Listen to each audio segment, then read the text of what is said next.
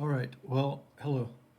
Hi, we're back. So this idea of these two errors and what the probability is for each of them is goes a long way um, in understanding what the test is. So let's write the definition down.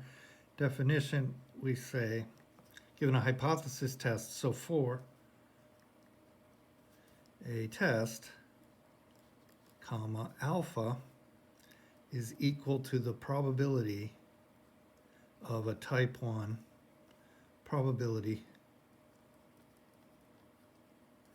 we make a type 1 error um, and is called sometimes also is called the level of the test. Beta equals the probability of a type 2 error. Okay. Generally, the approach is the typical approach. So remember, when we came up with K for our test, we just sort of ballparked it, made a guess of something that might make sense to choose for K. So typically,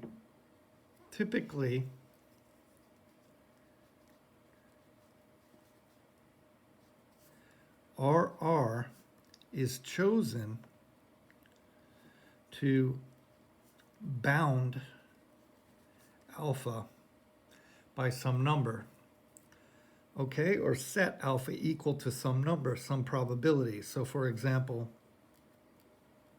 a common one is 0.05 or 0.01, but it doesn't have to be. It could be any reasonable number between 0 and 1.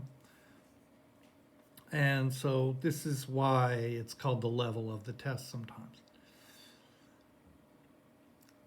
Type 1 error is considered more severe than a type 2 error.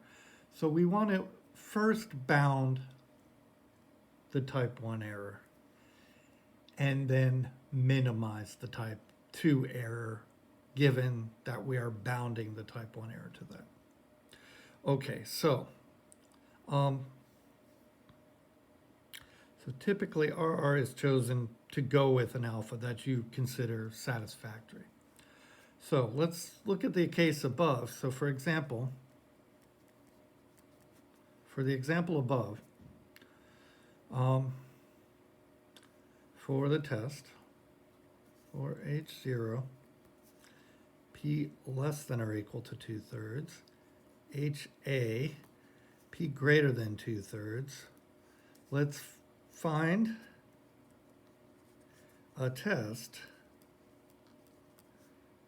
You could just say find a 0.05 level test. So let's find a, let's take 0.05 level test. Okay. Okay, for the case above. So for this is just the same example. So y star equals the sum yi 1 to 12. Okay, so I want to bound type 1 error to be 0.05.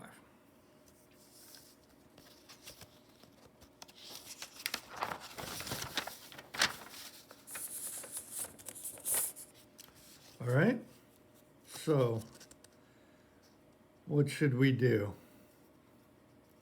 We want to make sure our error is no more than 0.05. So we have alpha, which is equal to a probability of our type 1 error.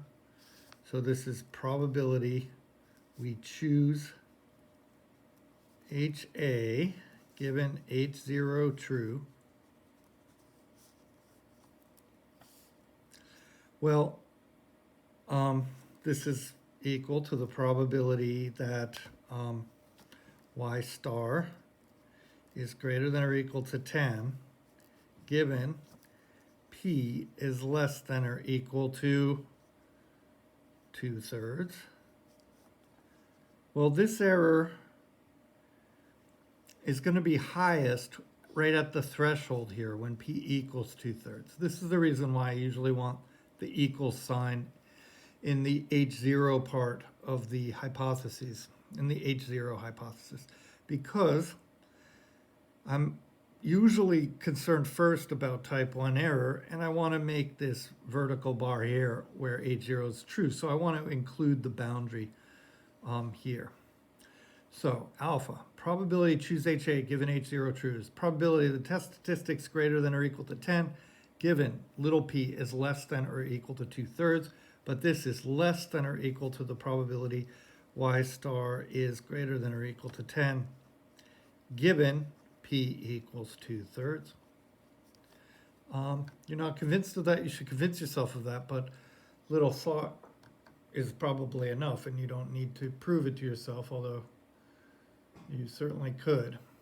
Okay, and now this can be done as before in those examples. This is equal to probability y star equals 10 plus, given p is 2/3. So let's just even write it out again. So I have 12, choose 10, 2/3, tenths, 1/3 squared, plus 12, choose 11, 2/3, 11th, 1/3, plus 12, choose 12, 2/3 to the 12th. Let's just write 2/3 to the 12th.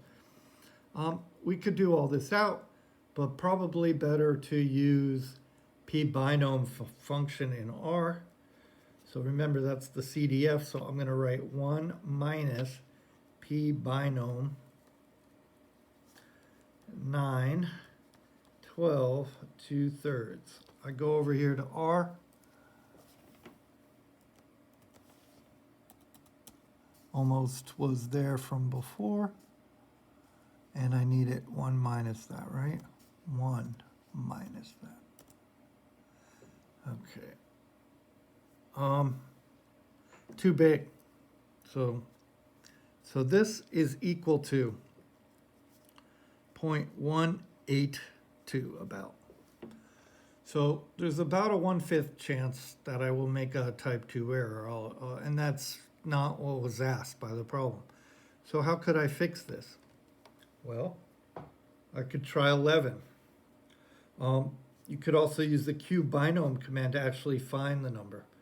Let's first just try, let's try 11. So suppose we make k, changing k equals to 11, we get alpha is less than or equal to. Now, it could be less than this, but it's at least, it's not guaranteed to be less, so I've got to bound it by this.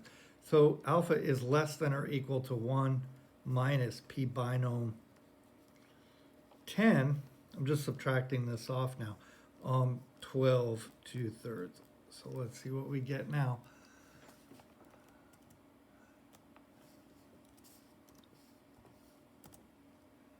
Oh, so close, which is equal to 0.054.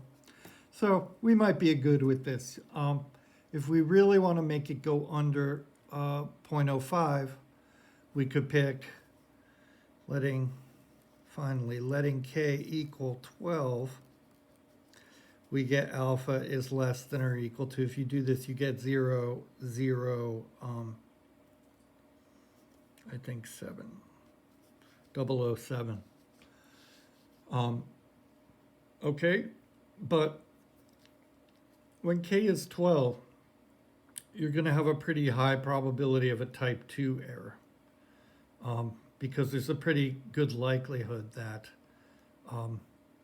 if the only way you're going to conclude you're greater than 2/3 is if all 12 vote A, well, that's pretty tough, you know. I mean, there's a good chance if there's, say, 3/4 vote and you ask 12, that not all 12. So you're going to get some more type 2 errors there.